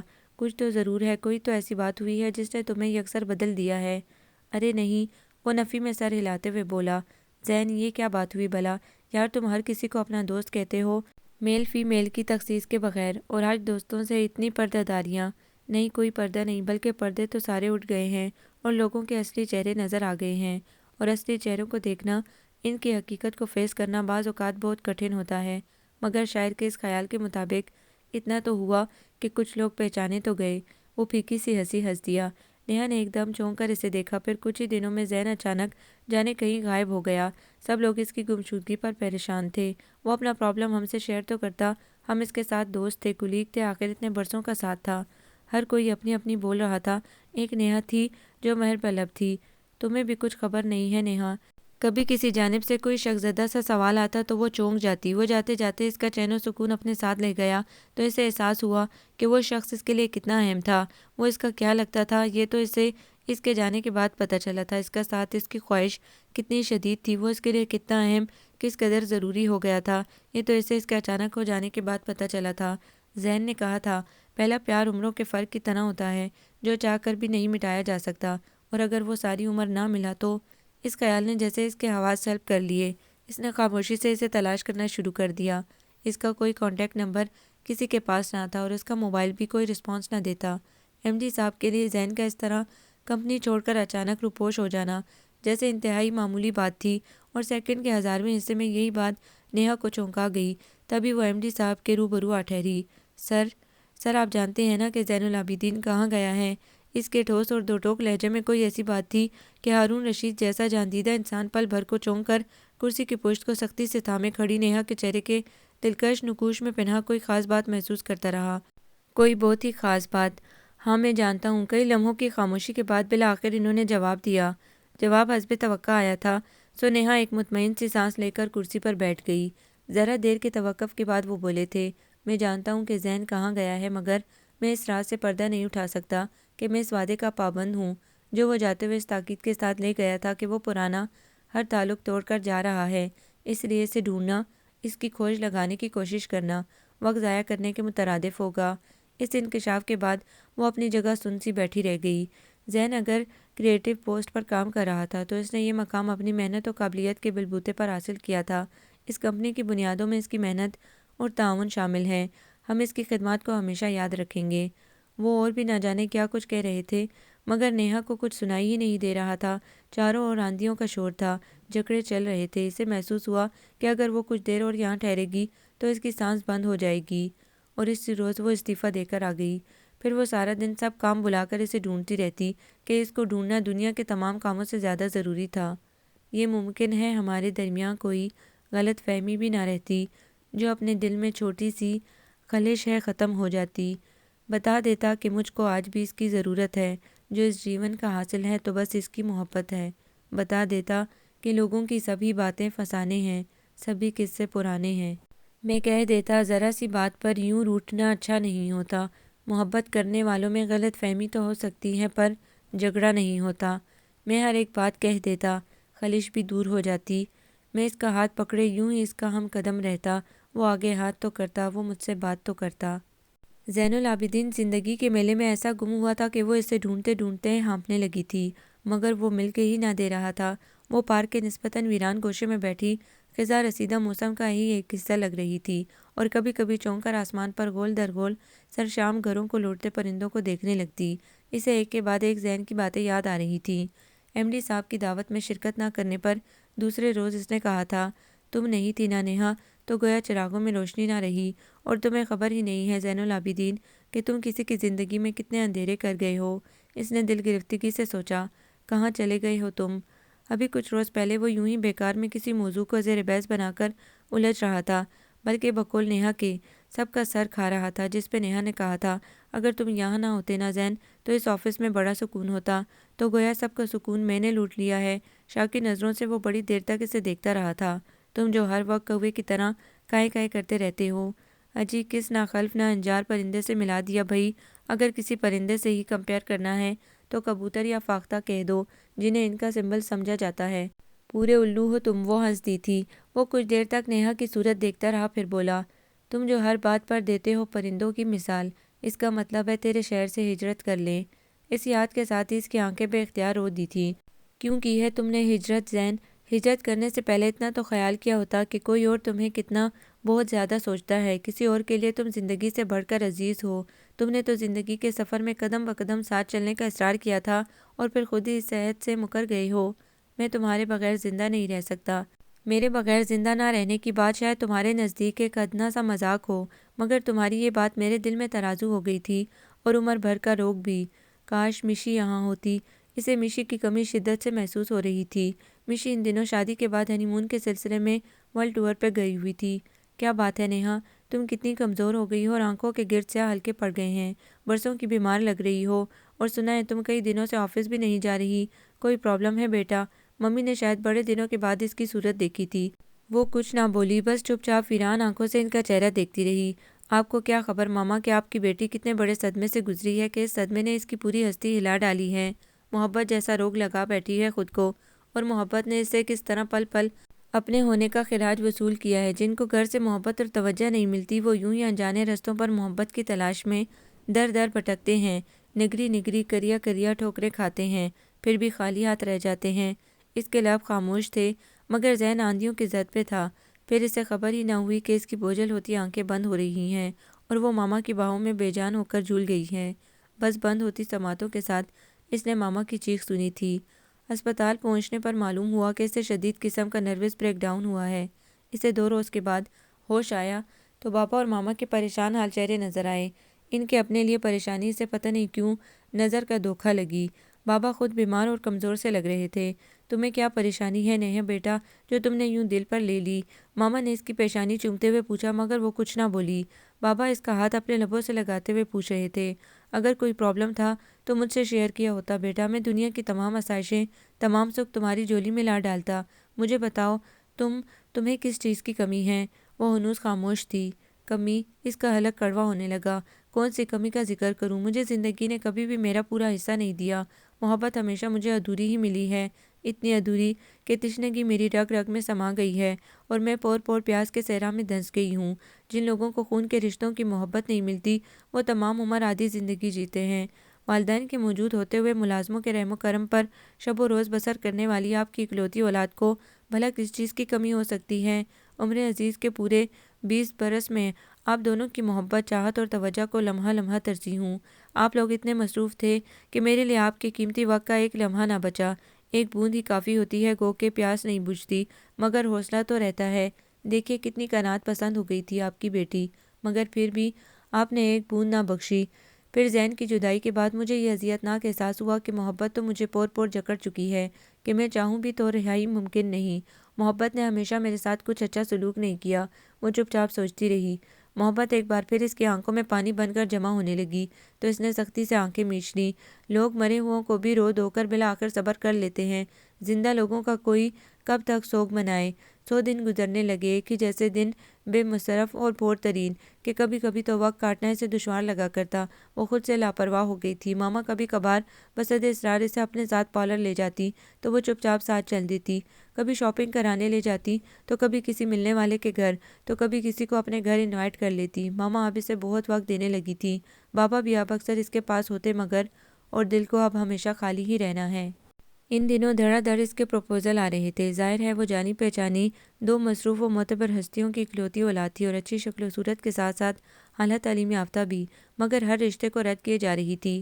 کاش زین، میں نے اپنی پوری زندگی میں تمہیں کبھی نہ دیکھا ہوتا، ہم کبھی بھی نہ ملے ہوتے۔ اگر مجھے خبر ہوتی کہ تمہارے جانے کے بعد محبت میرے ساتھ یہ سلوک کرے گی تو میں تمہیں کبھی جانے ہی نہ دیتی۔ وہ نڈال سی ہونے لگتی۔ گو کہ محبت اس صدی کا سب سے بڑا واقعہ نہیں ہے مگر اس صدی میں بھی سب سے زیادہ دکھ محبت کی طرف سے ہی ملتے ہیں۔ ماما اسے یوں گمسم اپنے آپ سے بے پرواہ دیکھتیں تو رو پڑتیں۔ میری پھولوں سے بیٹی کو کسی بدخواہ کی نظر لگ گئی ہے۔ وہ وہم میں مبتلا ہوئیں تو اپنی تمام مصروفیات ترک کر کے اس کا سایہ بن گئی۔ وہ بے بسی سے ان کو دیکھتی رہ جاتی۔ وہ انہیں بتا ہی نہ پاتی کہ ان کی بیٹی کو کسی بدخواہ کی نظر نہیں لگی، ہاں محبت کی نظر ہو گئی ہے۔ بابا کو جب پہلا ہارٹ اٹیک ہوا تو ICU کے باہر رو رو کر ان کی صحت و سلامتی کے لیے دعائیں کرتے ہوئے اسے احساس ہوا کہ وہ اپنے بابا سے بے حد محبت کرتی ہے، بے حد و بے حساب، اور اس محبت میں ہی وہ فیصلہ کرنے پر مجبور ہو گئی۔ محبت ہمیشہ اپنے ہونے کا خراج وصول کرتی ہے بمحض سود۔ بابا نے جب اپنے دوست اور بزنس پارٹنر کے بیٹے علی ذیشان کا پروپوزل اس کے سامنے رکھتے ہوئے اس بار رد نہ کرنے کی التجا کی تو اس نے نہ چاہتے ہوئے بھی خاموشی سے سر جھکا دیا کہ وہ اپنے بابا کو اور کوئی صدمہ نہیں دینا چاہتی تھی۔ علی ذیشان کے بارے میں سوچتے ہوئے اس کے دل میں کسی قسم کا کوئی احساس نہ جاگا۔ پتہ نہیں میں علی ذیشان سے ویسی محبت کر سکوں گی یا نہیں جیسی، مگر میں کوشش کروں گی۔ گو کہ دل اس تقسیم پر رو پڑا مگر اس نے کان نہ دھرے اور پھر کچھ روز کے بعد وہ علی ذیشان کے ہمراہ رخصت ہو گئی۔ لیکن چند مہینوں کے بعد ہی اسے احساس ہوا کہ 2 اور 2 4 کرتے ہوئے صبح سے شام کر دینے والا علی ذیشان ایک نہایت کامیاب بزنس مین تھا، جانے کیوں اس کے علاوہ وہ اس کے بارے میں کوئی رائے قائم نہ کر سکی۔ زندگی ایک نئی ڈگر پر چل نکلی اور دنوں کو پھلانگتے مہینوں پر محیط ہونے لگی۔ صرف پونے 2 سال کے بعد علی ذیشان نے اسے ایک بیٹے کا تحفہ دے کر گھر بدر کر دیا۔ وہ نہ روئی نہ چلائی، بس ٹکر ٹکر گھر کے اجنبیت کی دھن میں لپٹے در و دیوار کو دیکھتی رہی۔ صدمہ، دکھ، نقصان کیا ہوتا ہے اسے کچھ بھی تو محسوس نہیں ہو رہا تھا۔ دل خالی کا خالی ہی رہا، اجاڑ، ویران۔ کوئی حیرت تھی جو تمام جذبوں پر حاوی ہو رہی تھی۔ اپنی بے خبری پر وہ حیران تھی کہ علی ذیشان کو اس سے کتنے شکوے تھے، ان گنت شکایتیں تھیں۔ حالانکہ اسے تو پچھلے کچھ عرصے سے یہ خوش فہمی لاحق تھی کہ اپنی ذات سے کیا ہوا عہد وہ بخوبی نبھا رہی ہے، مگر وہ تو زندگی کے پہلے ہی قدم پر ہار گئی تھی۔ علی ذیشان نے اپنے راستے بھی اس سے یوں الگ کیے جیسے کوئی بزنس ڈیل۔ وہ جانتی تھی کہ خسارے کا حساب لگایا تو وہ ہانپ جائے گی، چنانچہ اس نے نفع کی جانب نگاہ کی کہ علی ذیشان نے انتہائی فراخ دلی کا ثبوت دیتے ہوئے اس کا بیٹا اسے سونپ دیا تھا۔ اسے جینے کی آس بن کر اس کا بیٹا مل گیا تھا۔ اب وہ اسی سہارے کی ڈور تھامے زندگی جی سکتی تھی اور زندگی اس کے اندر پھر سے جینے لگی۔ بابا دوسرے اٹیک سے جانبر نہ ہو سکے تھے اور ان کے بعد ماما اب ایک سرتاپا بدلی ہوئی خاتون دکھائی دیتی جن کا زیادہ وقت عبادت میں گزرتا۔ وہ تنتنا، وہ غرور، اپر کلاس کا زام، یہ سب باتیں تو گویا کہ سہ پاری نہ ہو چکی تھیں۔ محبت ہمیشہ انسان کو جدائی کے خوف اور ہجر کے وہم میں مبتلا رکھتی ہے۔ وچھوڑے کا دڑکا کسی پل چین ہی نہیں لینے دیتا، اور جب یہ خوف حقیقت کا روپ لیے سامنے آتا ہے تو باقی کی تمام عمر پھر کسی معجزاتی لمحے کا انتظار کرتے کرتے گزر جاتی ہے، اور وہ معجزاتی لمحہ رونما ہونے تک زندگی کے پلوں کے نیچے سے کتنے ہی سال پانی کی صورت گزر چکے ہوتے ہیں، جس کے انتظار میں ہم پل پل جیے ہوں۔ بعض اوقات وہ معجزاتی لمحہ آنے پر محبت اپنی آنکھوں پر ہاتھ رکھ لیتی ہے اور اس لمحے دنیا کی کسی شے کو بھی دیکھنے کی چاہ نہیں رہتی۔ آج نیہا کاظمی نے اس بے دردی سے اپنی آنکھوں پر ہاتھ رکھ لیے تھے، حالانکہ اس نے اس ایک لمحے کے لیے کتنی دعائیں مانگی تھی، جن کو شرف قبولیت ملا بھی تو۔ سگنل کھلنے پر وہ جیسے خواب سے جاگتے ہوئے تیزی سے حرکت میں آئی، اس وائٹ سیلون کو دیکھ رہی تھی جس میں بیٹھے ہوئے شخص نے اسے نہیں دیکھا تھا۔ اسے تو شاید خبر بھی نہ ہوئی تھی کہ کوئی اسے کتنی توجہ سے دیکھ رہا ہے، اور صدیوں پر پھیلے اتنے سالوں بعد اسے دیکھ کر کسی کے دل میں نئے سرے سے گہرے سناٹوں بھری تھکن اترنے لگی ہے۔ کچھ ظاہری تبدیلیوں کے باوجود بھی بڑی سہولت کے ساتھ اس نے زین العابدین کو پہچان لیا تھا۔ زین العابدین! صدا دیتے ہوئے دل نے ایک بیٹ مس کی تھی اور جدائی کے پونے 7 سال ہوا برد ہو گئے۔ یہ وہی شخص تھا جس کے اچانک گمشدگی پر اسے ڈھونڈنے کے لیے وہ پاگل ہو گئی تھی۔ اس شخص کو کہاں کہاں نہیں ڈھونڈا تھا اس نے۔ میں تمہارے بغیر زندہ نہیں رہ سکتا، بہت پرانی آواز اس کے کانوں میں گونجی تھی۔ پھر تم نے ایک عمر میرے بغیر جینے کا فیصلہ کر لیا، اور میں اتنے سال تک تمہیں بھلا کر جیے جانے کا خود کو فریب دیتی رہی۔ اس نے تو یہ حساب کتاب رکھنا ہی چھوڑ دیا تھا کہ جدائی کے کتنے سال بیت گئے، اور آج اسے سر راہ دے کر نئے سرے سے پرانے کھاتے کھول بیٹھی تھی۔ گھر آنے کے بعد بھی وہ بڑی دیر تک نڈال رہی۔ کوئی عجیب سا ملال تھا جو دل کی دیواروں سے لپٹ رہا تھا، کوئی عجب سی تھکن تھی جو پوروں کو چھوتی ہوئی نس نس میں اتر رہی تھی۔ دل کے اندر کنڈلی مارے بیٹھے گئے دنوں کا کوئی دکھ بھرا خسارہ تھا جو آج پھر پھنکار اٹھا۔ کاش بتی روشن نہ ہوتی، میں بھاگ کر اس شخص کے روبرو پہنچ جاتی اور اس سے گزرے بے حساب دنوں کے ایک ایک پل کا حساب مانگتی، بھلے وہ اس کی پہچان سے منکر ہی کیوں نہ ہو جاتی۔ میرے کسی سوال کا جواب نہ دیتا، مگر وہ خود سے الجھتی رہی، مگر وہ ایک بار پھر زندگی کے ہنگاموں میں کھو گیا تھا۔ آ کسی شام کسی یاد کی دہلیز پہ آ، عمر گزری ہے تجھے دیکھے ہوئے، یاد ہے ہم تجھے دل مانتے تھے، اپنے سینے میں مچلتا ہوا ضدی بچہ، تیری ہر ناز کو انگلی سے پکڑ کر اکثر نت نئے خواب کے بازار میں لے آتا تھا، تیرے ہر نخرے کی فرمائش پر ایک جیون کی تمناؤں کی بینائی سے ہم دیکھتے تھکتے ہی نہ تھے، یاد ہے ہم تجھے سکھ مانتے تھے، رات ہنس پڑتی تھی بے ساختہ درشن سے تیرے، دن تیری دوری سے رو پڑتا تھا، یاد ہے ہم تجھے جان کہتے تھے، تیری خاموشی سے مر جاتے تھے، تیری آواز سے جی اٹھتے تھے، یاد ہے ہم تجھے ملنے کے لیے وقت سے پہلے پہنچ جاتے تھے، یاد ہے ہم تجھے بھگوان سمجھتے تھے مگر کفر سے ڈر جاتے تھے، تیرے چھن جانے کا ڈر ٹھیک سے رکھتا تھا مسلمان ہمیں، آ کسی شام کسی یاد کی دہلیز پہ آ، تیرے بھولے ہوئے رستوں پہ لیے پھرتا ہے ایمان ہمیں اور کہتا ہے کہ پہچان ہمیں، یاد ہے ہم تجھے ایمان کہا کرتے تھے۔ اماوس کی کالی سیاہ رات میرے چاروں اور پھیلی ہوئی ہے، گہری اور لامتناہی تاریکی یہاں وہاں سرسرا رہی ہے، رات ہے ختم ہی نہیں ہو رہی، جیسے قبر میں یوم حشر کا انتظار کرنے والی کی رات۔ میں گزشتہ کئی گھنٹوں سے یوں گھپ اندھیرے میں جانے کیا تلاش کر رہا ہوں جو مل ہی نہیں رہا، شاید کتاب ماضی کے چند بوسیدہ اوراق پہ لکھی کہانیاں، کچھ اندیکھے حیولے، اور ان حیولوں کو اپنی مرضی کے عطا کیے ہوئے خد و خال غیر واضح تصویریں اور تعبیروں کی خواہش لیے میرے روتے بلکتے سسکتے خواب، وہ خواب جنہوں نے میری نیندیں نچوڑ ڈالیں اور میری آنکھوں کو ہمیشہ کے لیے رت جگہوں کے حوالے کر دیا۔ گہرا سیاہ اندھیرا اب میرے اندر اترنے لگا ہے کہ سانس لینے میں بھی دشواری ہونے لگی ہے، میرا ذہن بار بار ماضی سے حال میں ڈوب ڈوب کر ابھر رہا ہے، میرا ماضی، میرا گزرا ہوا کل، میرا بچپن، میرے بچپن کے ادھورے خواب، پھر لڑکپن اور لڑکپن میں ذہن کو تھوڑی بہت ملتی سمجھ بوجھ نے بڑے جان لیوا اور اعصاب شکن انکشاف کیے، اور پھر جلدی ان دکھ دیوک دنوں نے جوانی کی چادر اوڑھ لی، گزرے ہوئے کل کی پرچھائیوں کے عکس ڈراوے بن کر میرے ارد گرد رقص کر رہے ہیں۔ آج بڑے سالوں کے بعد میں نے اس کو دیکھا ہے جو کبھی مجھے حاصل زندگی لگا کرتی تھی، جسے دیکھ کر جینے کی طلب جاگ اٹھتی تھی اور تمام غم بھولنے لگتے تھے۔ سگنل پر گاڑی روکتے ہی میری نگاہ غیر ارادی طور پر اپنی دائیں جانب اٹھی اور پھر واپسی کا راستہ بھول گئی۔ کئی سالوں کے بعد اسے دیکھ کر میری عجیب سی حالت ہو گئی تھی اور اس سے قبل کہ اس کی نگاہ مجھ پر پڑتی میں رخ پھیر چکا تھا، مگر شاید مجھے ذرا سی تاخیر ہو گئی تھی۔ میں مصروف سے انداز میں قطعی لاتعلق سا سامنے نظر جمائے بڑی دیر تک اپنے چہرے پر جمی اس کی نگاہوں کو محسوس کرتا رہا۔ میں نے بڑی مشکلوں سے ضبط کیا، حالانکہ میرا دل چاہ رہا تھا میں بھاگ کر اس کے پاس جاؤں اور گئے دنوں کے ایک ایک پل کی اذیت ناک تھکن ہر حرف اسے کہہ سناؤں، اسے بتاؤں کہ اس کی اس دنیا میں کتنا اکیلا، کتنا تنہا ہوں، اسے بتاؤں کہ میرے اندر تشنہ کامی کے کتنے جنگل اگے ہوئے ہیں، اسے بتاؤں کہ میں نہ جینے کی خواہش میں کب سے جیے جا رہا ہوں اور زندگی تنہائی کی بکل اوڑھے کسی بدعا کی طرح میری تعاقب میں ہے، تب سے جب میں نے جنم بھی نہیں لیا تھا۔ میرا نام زین العابدین ہے۔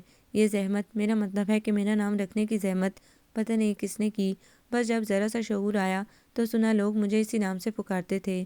ہاں، وہاں بہت سارے لوگ رہتے تھے، بہت سارے بچے رہتے تھے اس گھر میں، ان گنت بے حساب بچے، کچھ میرے جتنے، کچھ مجھ سے بڑے، کچھ چھوٹے اور کچھ بہت ہی چھوٹے۔ یہ تو مجھے بہت بعد میں معلوم ہوا کہ ہم جس گھر میں رہتے ہیں اسے یتیم خانہ کہتے ہیں۔ شعور جاگا تو یہ احساس بھی بڑی شدت کے ساتھ ابھرا کہ میں کون ہوں، کہاں سے آیا ہوں، میری اصل کیا ہے، میری شناخت، میری پہچان، میرا اصلی گھر، میرے گھر سے وابستہ رشتے، مجھے یہاں کون لایا تھا، وہ کون سی مجبوریاں رہی ہوں گی جنہوں نے مجھے یتیم خانے پہنچا دیا۔ یتیم خانے کے رجسٹر بھی اس معاملے میں خاموش تھے اور وہاں کوئی بھی ایسا شخص نہیں تھا جو یہ بتا سکے کہ میں کون ہوں۔ زندگی کے وہ انتہائی پرآزار اور اذیت ناک دن یاد کرنے کے ساتھ آج بھی میرے رونگٹے کھڑے ہو جاتے ہیں۔ میری زندگی کے بدترین بے انتہا اذیت بھرے دن کہ میں چاہوں بھی تو ان کو کبھی فراموش نہیں کر سکوں گا۔ اس یتیم خانے کا ماحول بھی بالکل ویسا ہی تھا جیسے وطن عزیز کے بیشتر یتیم خانوں کا ماحول۔ جاڑے کے ٹھٹھرتے دنوں میں ہمیں قدرتی لباس میں سردی سے کانپتے دیکھ کر کبھی کسی وزیر، کسی ویلفیئر کے نمائندہ یا کسی خدا ترس انسان کے دل میں خوف خدا جاگتا تو وہ ہمدردی کے جذبے سے مغلوب ہو کر پیارے پاکستان کے بہت سارے بچوں کی اترن بھجوا دیتے۔ کیمروں کے دھڑ دھڑ فلیش اور مووی کی تیز چکا چوند میں پیکٹ اور بنڈل بچوں کو تھماتے ہوئے اور پھر دوسرے روز کے اخباروں میں ہماری بھی تصاویر لگا کرتیں۔ عید بقر عید آتی یا کوئی اور مذہبی تہوار ہمارا حال یہی رہتا۔ جانوروں سے بھی بدترین ذلت آمیز سلوک کے ساتھ ہم پل رہے تھے اور پلتے ہی چلے جا رہے تھے۔ جس کی لاٹھی اس کی بھینس کے مزداق، جس کا جب جہاں جی چاہتا ہمیں ہانک دیتا اور ہم مفت تک نہ کرتے۔ جس روز کوئی بے اولاد جوڑا کسی بچے کو اڈاپٹ کرنے کی غرض سے آتا تو ہم سب کو بنا سنوار کر یوں ان سب کے سامنے پیش کیا جاتا جیسے بقر عید پر قرباں ہونے والے مویشیوں کو بکرا منڈی میں پیش کیا جاتا۔ دنیا ایک تماشا گاہی تو ہے۔ ہم سب اپنی آنکھوں میں خواب لیے اور دل میں یہاں سے نجات کی حسرت لیے، ان کو دیکھتے رہتے جو اچھی طرح باریک بینی سے جائزہ لے کر کبھی کسی بچے کو اپنے ساتھ لے جاتے اور کبھی کوئی بھی بچہ ان کے معیار پر پورا نہ اترنے کی صورت میں خالی ہاتھ لوٹ جاتے۔ ان دنوں میرے دل میں یہ خواہش جنون بن گئی تھی کہ میں یہاں سے فرار ہو جاؤں اور اسی سوچ کو عملی جامہ پہنانے کے لیے میں نے منصوبے بنانے شروع کر دیے اور مجھے 100% یقین تھا کہ میں کامیاب ہو جاؤں گا کہ ایک واقعے نے میرے تمام منصوبے زمین بوس کر دیے۔ بعض اوقات کتنی مایوسی ہوتی ہے جب کسی وجہ کے بغیر کوئی تدبیر الٹی ہو جائے۔ آدمی سمجھتا ہے کہ اس نے پہاڑ کی چوٹی کو سر کر لیا ہے، مگر آخری قدم پر اچانک کچھ ہو جاتا ہے۔ ایک معمولی سا کنکر آ جاتا ہے پاؤں کے نیچے یا کوئی پتھر اپنی جگہ چھوڑ دیتا ہے اور پھر واپس ہزاروں فٹ کی گہرائی تک کنکروں پتھروں کے ساتھ نیچے پہنچنے والا ساری عمر کسی کمائی اپنی تمام امیدوں اور خوابوں کے ساتھ بکھر جاتا ہے۔ وہ لڑکا بھی شاید میرے جیسے عزائم لے کر دیوار پہ چڑھ گیا تھا کہ دوسرے ہی پل وہ اس بلند و بالا دیوار کی دوسری جانب ہوگا جہاں ایک دوسری دنیا آباد ہے، یہاں سے قطعی مختلف دنیا اور شاید بہت پیاری بھی۔ مگر دیوار پہ چڑھتے ہی دیوار پہ پھیلائی گئی بجلی کے تاروں میں فرشتہ اجل نے اسے آ لیا۔ آزادی کی امید، رہائی کے خواب اور یہاں سے بھاگ جانے کے عزائم دیوار کے اوپر ہی رہ گئے تھے۔ پھر وہ بڑی دیر تک پھٹی پھٹی ساکت آنکھوں میں بے انتہا حیرت لیے دیوار کے سائے میں پڑا رہا۔ چھوٹے بڑے سب بچوں کی آنکھوں میں خوف اور وحشت ٹھہر گئی تھی۔ وہ سہم کر کونے کھدروں میں چھپنے لگے۔ ایک میں ہی تھا جو مسلسل دھاڑے مار مار کر رو رہا تھا، پتہ نہیں اس کے مرنے پر یا اپنے نہ مرنے پر۔ پھر اس روز میری خوشی کا ٹھکانہ نہ رہا جب مجھے یہ پتہ چلا کہ کسی بے اولاد جوڑے نے اس بار مجھے منتخب کیا ہے۔ بھلا میرے جیسے سانولے اور کم صورت لڑکے میں ان کو کون سی خوبی نظر آئی ہوگی؟ میں اس بے یقینی میں بڑی دیر تک حیرت زدہ بیٹھا رہا۔ اب میں بھی کسی اچھے اسکول میں پڑھوں گا اور یہ نفیس سی آنٹی مجھے اسکول چھوڑنے جایا کریں گی، اور یہ بہت نرمی کا تاثر دیتی آنکھوں والے انکل روز کے روز مجھے پاکٹ منی دیا کریں گے، اور میں خوب دل کھول کر خرچ کروں گا، اور اچھے اچھے کھانے خوب پیٹ بھر کے کھاؤں گا، اور میری جاگتی آنکھوں میں انگن خواب ہو گئے تھے۔ میں آئندہ زندگی کا لائحہ عمل ترتیب دیتے ہوئے مختلف ارادے مانتا رہا۔ میرے سارے خواب خواہشیں ایک ہی ٹھوکر سے چکنا چور ہو گئے۔ میں اپنے خوابوں کے ملبے تلے دب گیا۔ دھوکہ، فریب، منافقت، بے ایمانی، وعدہ شکنی اور غلط بیانی، یہ سارے الفاظ کتنے چھوٹے ہو کر اس وقت میرے قدموں میں گر پڑے جب مجھے معلوم ہوا کہ مجھے یتیم خانے سے نجات دلانے والے افراد کا تعلق کسی بردہ فروش گروہ سے تھا۔ بڑی دیر کے بعد میرا سکتہ ٹوٹا تو میں چیخ پڑا، اور جب بھاگنا چاہا تو کسی کے آئینی گرفت نے مجھے جکڑ لیا۔ اس شخص کی آنکھوں کی ساری نرمیاں بھڑکتے شعلوں میں تبدیل ہو گئیں۔ مجھے جانا ہے یہاں سے۔ میں نے آنسو بڑی مشکل سے ضبط کیے تھے۔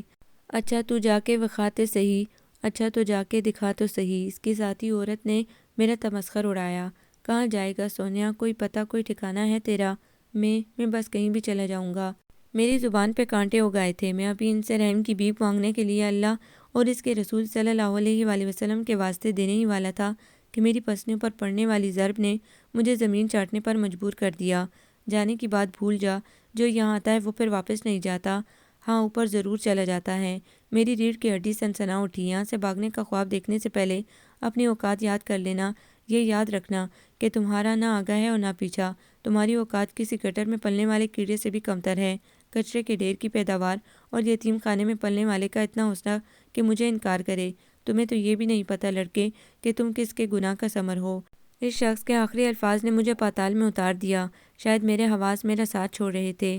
دریا کے دھارے پر بہنے والے کم حیثیت تنکے کی طرح وقت نے مجھے کہاں سے کہاں بھٹکایا تھا۔ پھر میں نے بلند ٹیلوں کے درمیان دور دور تک پھیلی ریت پر ڈھیروں اونٹوں کے ساتھ لاتعداد بچے دیکھے، جن کی ساکت آنکھوں کا تاثر بہت عجیب سا تھا، اور شاید میری آنکھیں بھی اس لمحے ایسے ہی ہو رہی تھی، خوف و ہراس سے پھیلی ہوئی، منت کرتی ہوئی، زندگی کی بھیک مانگتی ہوئی۔ ہم لوگ یہاں کیوں آئے ہیں؟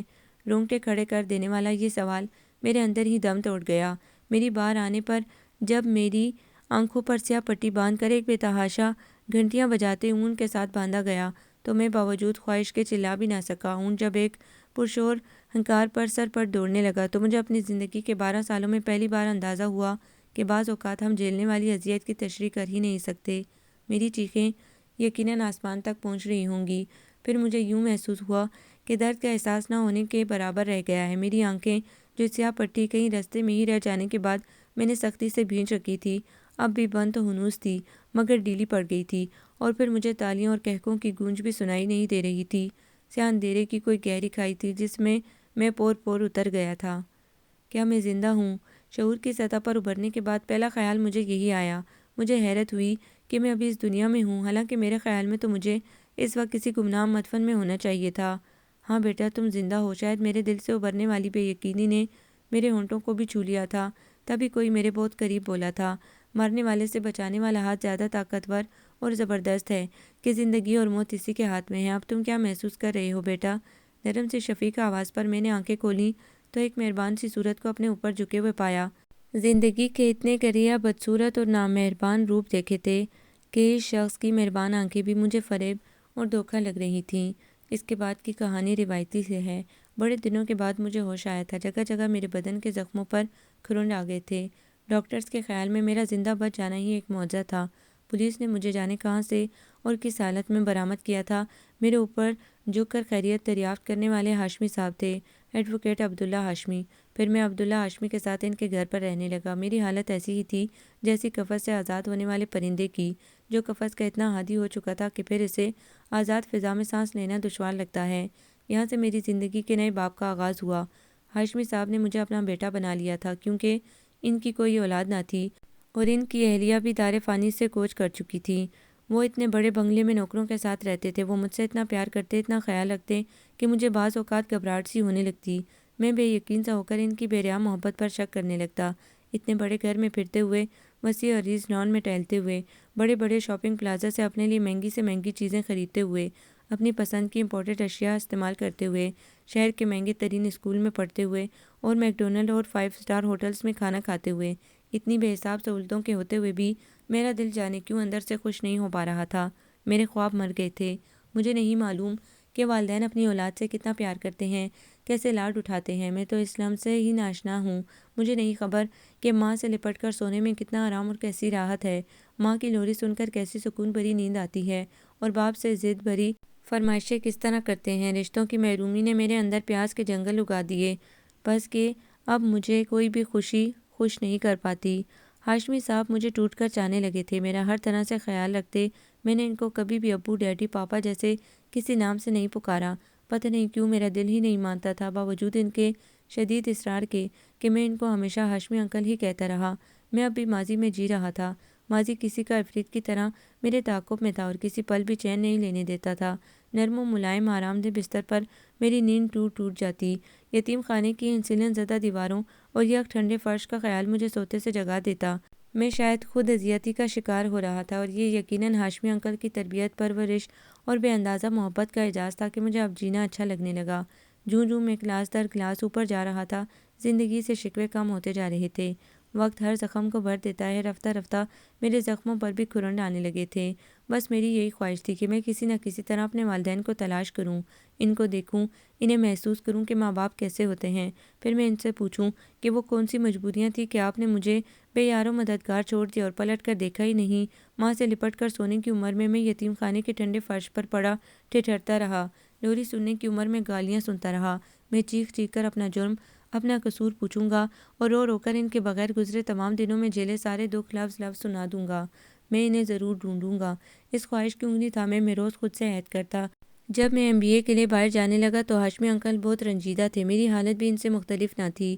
ایئرپورٹ کے ڈپارچر لاؤنج میں میرے دونوں کاندھوں پر ہاتھ رکھتے ہوئے وہ بولے تھے، انسان کی بقا کے لیے کچھ رشتے ضروری اور اہم تو ہو سکتے ہیں زین العابدین، لیکن زندگی سے اہم نہیں، اور پھر یہ ضروری بھی نہیں کہ ہماری گمشدہ چیزیں ہمیں دوبارہ ویسی ہی حالت میں اور وہیں سے ملیں جہاں پہ وہ کھوئی ہوں اور جہاں پہ ان کے ہونے کا ہمیں یقین ہو۔ میں چیزوں کی بات نہیں کر رہا، کیونکہ چیزیں تو پھر بھی بالآخر مل جاتی ہیں۔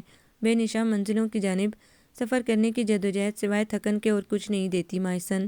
پھر انہوں نے مجھے ڈھیروں دعاؤں اور نصیحتوں اور جلد لوٹ آنے کی تاکید کے ساتھ رخصت کیا۔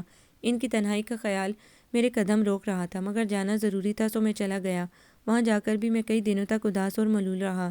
زندگی نے ہمیشہ میرے حصے کے سکھ، میرے خواب لوٹے ہیں۔ میرے MA کی تعلیم ادھوری رہ گئی، ابھی 1 سال باقی تھا جب مجھے اطلاع ملی کہ ہاشمی انکل اس دنیا میں نہیں رہے۔ وہ ایک عرصے سے دل کے عارضے میں مبتلا تھے۔ میں سنتے ہی بھاگا چلا آیا۔ میں ایک بار پھر اس بھری دنیا میں اکیلا ہو گیا تھا، اتنا اکیلا کہ میرے ساتھ ان کو رونے والا بھی کوئی دوسرا نہ تھا۔ میں بے تحاشا رو رہا تھا اور اپنے لیے رو رہا تھا۔ شاید تمام مرنے والوں کے لواحقین مرنے والوں سے زیادہ اپنے لیے ہی روتے ہیں، اپنی آئندہ زندگی کے لیے، آئندہ زندگی میں مرنے والوں کے بعد ان کی پل پل محسوس کی جانے والی کمی کے لیے، اور ان کے بعد آنے والے دکھوں کے لیے۔ مجھے ہاشمی انکل کی باتیں یاد آ کر رلا رہی تھیں۔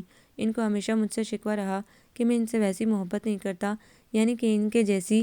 اب ان کے جانے کے بعد مجھے اندازہ ہو رہا تھا کہ میں ان سے بہت زیادہ محبت کرتا تھا۔ وہ کہتے تھے، ہمیشہ خوش رہو اور اپنے طرز عمل سے دوسروں میں خوشیاں تقسیم کرو، تاکہ تمہارے چلے جانے کے بعد بھی لوگ تمہاری موجودگی کو محسوس کر کے خوش ہوتے رہیں کہ یہ بھی صدقہ جاریہ ہے۔ وہ زندہ دل شخص جسے دیکھ کر زندگی کا احساس ہوتا تھا منو مٹی تلے اتر گیا، بے یقینی سی کیفیت کے زیر اثر میں کئی دنوں تک نڈال رہا۔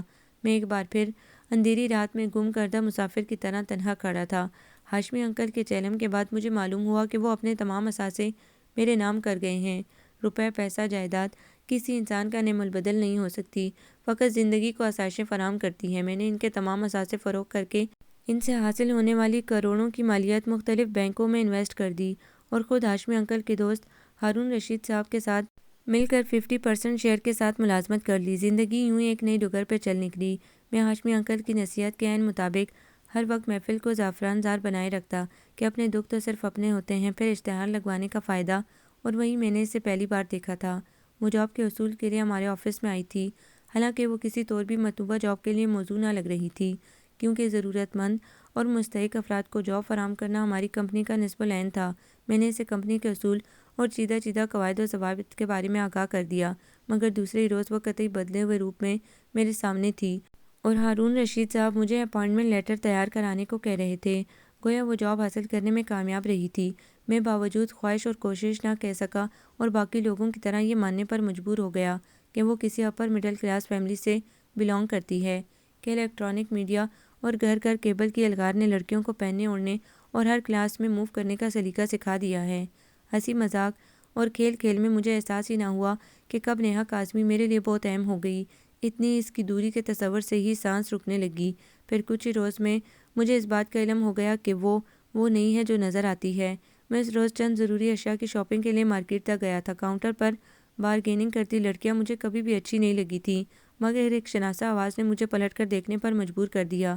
وہ نیہا کاظمی تھی، یا کوئی اپر کلاس کی الٹرا ماڈرن لڑکی، مگر میری آنکھیں دھوکہ کیسے کھا سکتی تھیں؟ ویسے بھی جنہیں آپ دن رات سوتے جاگتے خیال میں خواب میں دیکھنے کے عادی ہوں، انہیں پہچاننے میں دوسرا لمحہ نہیں لگتا۔ پھر اس کا تعاقب کرنے پر مجھے اپنے شبہات کے درست ہونے پر مسرت ہوئی۔ اس کے والد اس شہر کی چوٹی کے صنعت کار تھے اور ممی NGOs کی چیئر پرسن۔ بہرحال جو بھی تھا، وہ ہماری کمپنی کے لیے لگن سے کام کرنے والی محنتی ورکر ثابت ہوئی تھی۔ میں اب آتے جاتے چلتے پھرتے اس سے چھیڑنے لگا۔ اے سہیلی، کبھی کبھی تم پہیلی لگتی ہو، خواہ مخواہ بوجھنے کو دل چاہتا ہے۔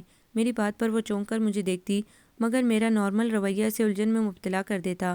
کبھی میں کہتا، اگر مجھے بہترین پرفارمنس کے ایوارڈز تقسیم کرنے کا اختیار مل جائے تو میں نیہا کاظمی کو نامزد کروں گا۔ کیوں؟ میں نے ایسی کون سی پرفارمنس دی ہے؟ وہ سوچتی، بلکہ ٹٹولتی نگاہ مجھ پر ڈالتی۔ نہیں، بس یوں ہی میں بات کو ہنسی میں اڑا دیتا۔ پھر میرا اپنا آپ میرے اختیار میں نہ رہا۔ میں اسے خود سے بڑھ کر سوچنے لگا تھا۔ وہ مجھے دنیا کی ہر چیز سے زیادہ عزیز ہوتی جا رہی تھی۔ میں سوچتا کہ اگر نیہا کاظمی میری زندگی میں شامل ہو جائے تو میری تمام تنہائیاں ختم ہو جائیں گی۔ میری زندگی میں پھر کہیں بھی کسی چیز کی کمی نہیں رہے گی۔ یہ سوچ میرے اندر پھول ہی پھول کھلا دیتی۔ میرے زمائنی لہجے و الفاظ اور بولتی آنکھوں پر کبھی کبھی اس کے چہرے کی رنگت متغیر ہو جاتی تو مجھے محسوس ہوتا کہ اس کے دل کے گرد کھڑی حفاظتی دیواروں میں شگاف پڑنے لگے ہیں، مگر اگلے ہی پل بیگانگی کی بکل اوڑھے وہ مجھے صدیوں کی دوری پر کھڑی ملتی۔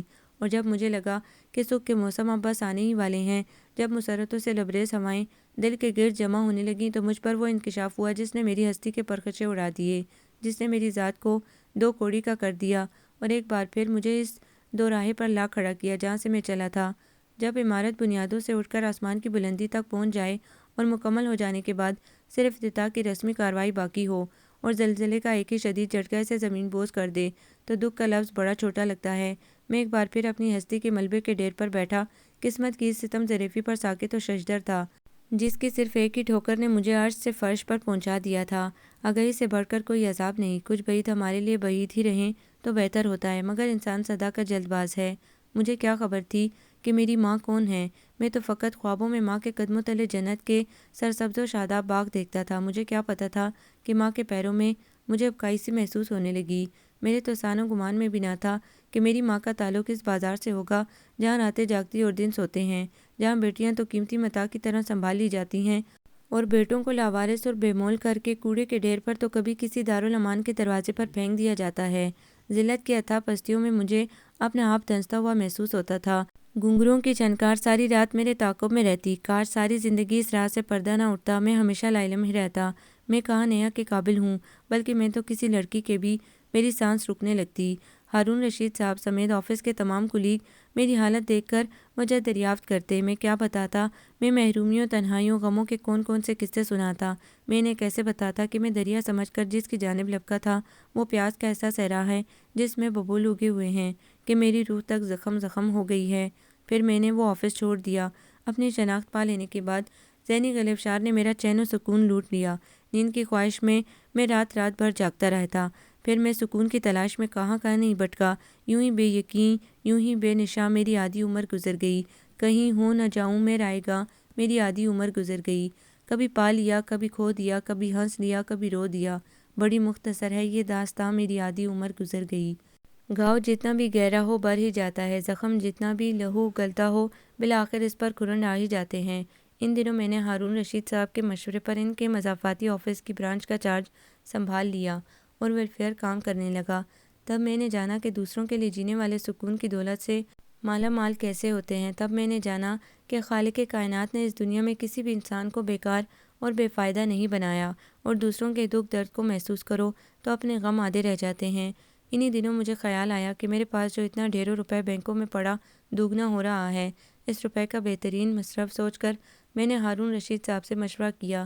میں نے انہیں بتایا کہ میں ایک یتیم خانہ بنوانا چاہتا ہوں، ویسا یتیم خانہ نہیں جیسے میرے ملک میں پہلے ہی بہت ہیں، بلکہ ایسا یتیم خانہ جہاں پہ یتیم اور بے سہارا بچوں کو پیار و محبت اور تحفظ ملے، جہاں پر معصوم بچوں کو بگاڑ کے عوض روٹی نہ ملے، جہاں پر بچوں کو گالیاں، جھٹکیاں اور جوتیاں نہ ملیں، اور جہاں پر پرورش پانے والے بچوں کے ذہن باغی ہو کر کسی غلط راستے پر چل نکلنے کی صحیح نہ کریں، جہاں ان کو بہتر ماحول، تعلیم و تربیت ملے اور مستقبل کے خوابوں کی ضمانت بھی۔